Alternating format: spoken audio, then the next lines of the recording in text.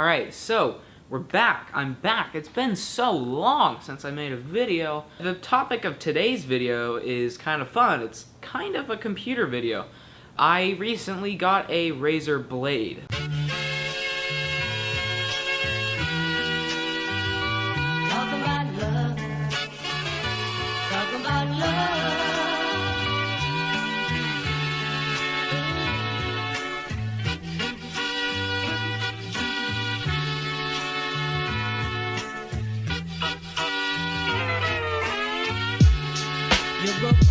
The Razer Blade 14 is kind of just for the, average, like not super heavy gaming on the go.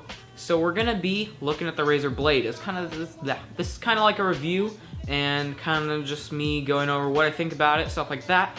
I will be doing a few gaming benchmarks, not a ton, because one, I have limited space on the hard drive, and two, I'm not using this just for gaming. So I'll probably test games like Overwatch, Titanfall 2, and something a little less demanding, like, I don't know, I'll figure something out. And then we'll be taking a look at the keyboard, the screen, and the trackpad. I got the full HD version of it, which is a matte 1080p display. And honestly, I think it's the perfect choice for this laptop because with a 1060 inside of it, it's not really going to be playing any games above 1080p. Some can't even really be maxed out at 1080p without a little bit of sacrifice in frame rate. I don't know where we're going to start. I guess we can start looking at the keyboard. So the Razer Blade uses a butterfly style key switch. This is my favorite keyboard on a laptop right now. There's just something about it. I can type really quick on it, and the responsiveness and key travel is pretty nice. I will include a sound test right about now.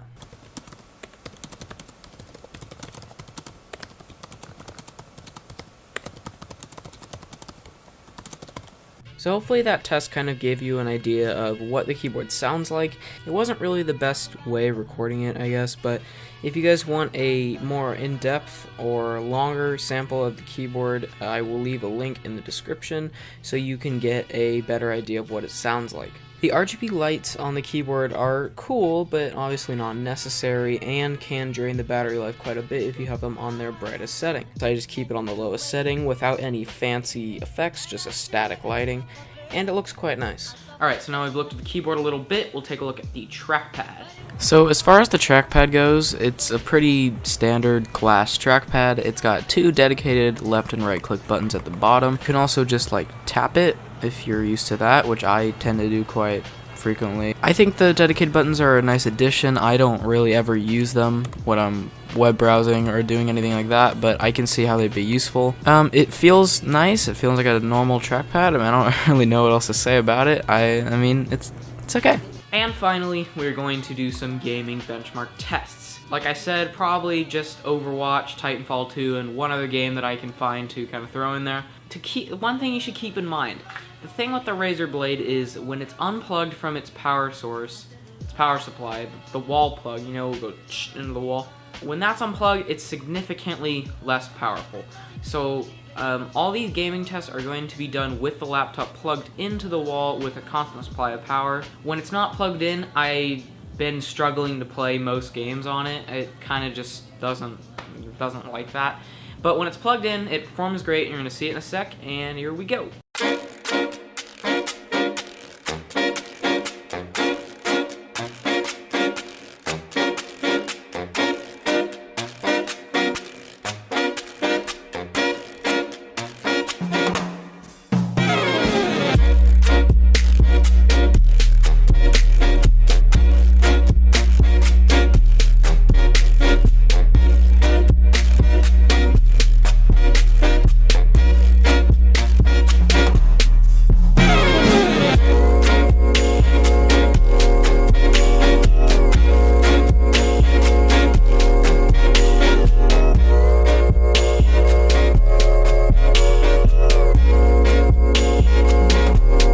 One other thing I did want to touch on is fan noise.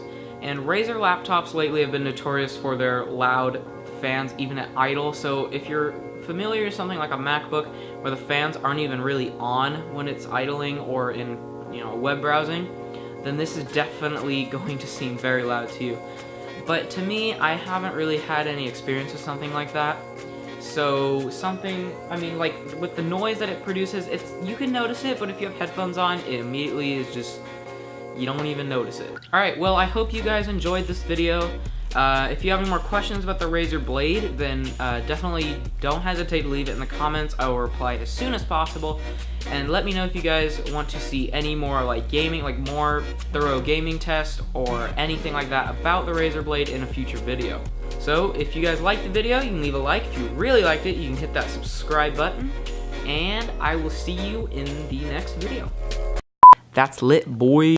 No, I'll do it. I can be No, okay. Okay, guys, so I know I'm kind of far, but a big thing with this Razer Blade is that it is a competitor with Apple's MacBook.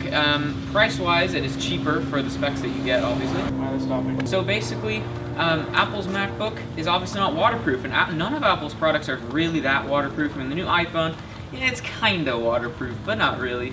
And so what we're going to do is we're going to test if this Razer Blade is waterproof, because it is. If it is, then I mean, I don't see why you would get any other computer besides this one.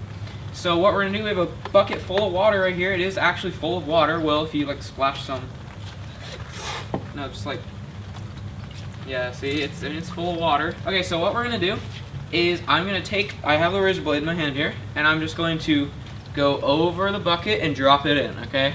Now, this is risky, but I think it'll work. I don't know why this wouldn't be waterproof. Everything's waterproof these days. And so I'm just gonna, yeah, even water is waterproof. And so I'm just gonna drop it over the bucket in 3, 2, 1.